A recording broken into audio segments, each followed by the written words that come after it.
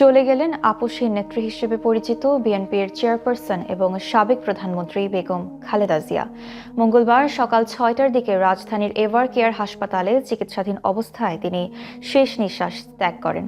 দীর্ঘ চিকিৎসা, অসুস্থতা আর শারীরিক জটিলতার পর শেষ পর্যন্ত জীবনের পরম সত্যার কাছে আত্মসমর্পণ করলেন তিনি।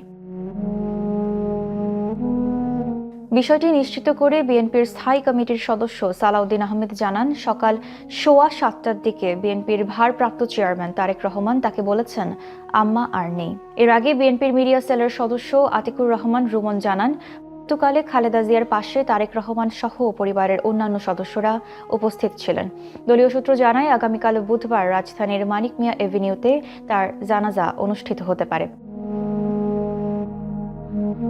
১৯৪৫ সালে ১৫ই অগস্ট দিনাজপুরে জন্মগ্রহণ করেন খালেদা জিয়া। ফেনীর পরশুরামের শ্রীপুর গ্রামে ছিল তার পিতৃপরিচয়, আর মায়ের বাড়ি পঞ্চগড়ে।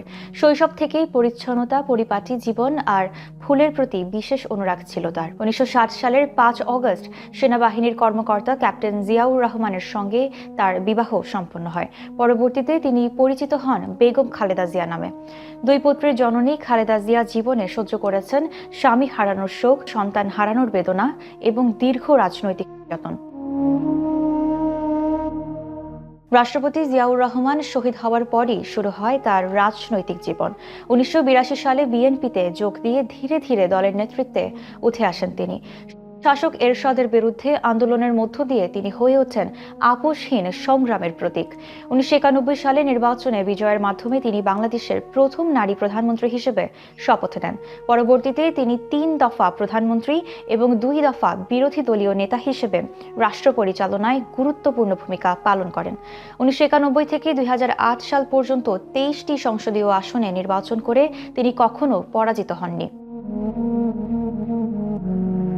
তবে এই দীর্ঘ রাজনৈতিক জীবনে তাকে মোকাবেলা করতে হয়েছে একের পর এক মামলা, কারাবাস এবং বন্দিত্ব। মুক্তিযুদ্ধের সময় তিনি ২রা জুলাই থেকে শেষ দিন পর্যন্ত সেনানিবাসে বন্দী ছিলেন। জিয়াউর রহমান শহীদ হওয়ার পর ১৯৮১ সালে সেনানিবাসের বাড়িতে তাকে কিছুদিন গৃহবন্দী রাখা হয়েছিল। 111 নামে আলোচিত কাল পর্বে ২০০৭ সালের ৩রা সেপ্টেম্বর তাকে গ্রেফতার করে প্রথমে ঢাকা নিবাসের শহীদ মইনুল সড়কের বাড়িতে গৃহবন্দী করা হয়। পরে সেখান থেকে সংসদ ভবনের একটি বাড়িতে সাব জেল ঘোষণা করে ১ বছর ৭ দিন তাকে বন্দী রাখা হয়।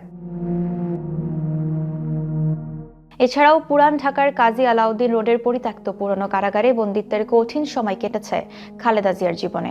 তার বিরুদ্ধে ২০১৮ সালে জিয়া অরফানেজ ট্রাস্ট মামলা করা হয়। গ্রেফতার করে এই নির্জন স্থাপনাটিতে বিশেষ কারাগার ঘোষণা করে তাকে বন্দী রাখা হয়।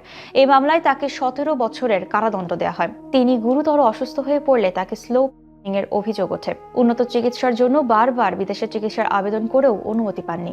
মানবিক কারণে ২০২০ সালে তাকে রাজনীতিতে যুক্ত না থাকার শর্তে কারাগার থেকে গৃহবন্দী অবস্থায় থাকার অনুমতি দেওয়া হয়। গত বছর ছাত্র জনতার অভ্যুত্থানের পর রাষ্ট্রপতির নির্বাহী আদেশে তার দণ্ড মওকুফ করে মুক্তি দেওয়া হয়। চলতি বছরের ৭ জানুয়ারি লন্ডনে চিকিৎসা নিলেও বয়সজনিত জটিলতা এবং দীর্ঘ রোগ ভোগে তিনি ধীরে ধীরে দুর্বল হয়ে পড়েন। গত ২৩ নভেম্বর তাকে আবার এভার কেয়ার হাসপাতালে ভর্তি করা হয়। ১ মাসের বেশি সময় চিকিৎসাধীন থাকার পর তিনি আর সাড়া দিতে পারেননি।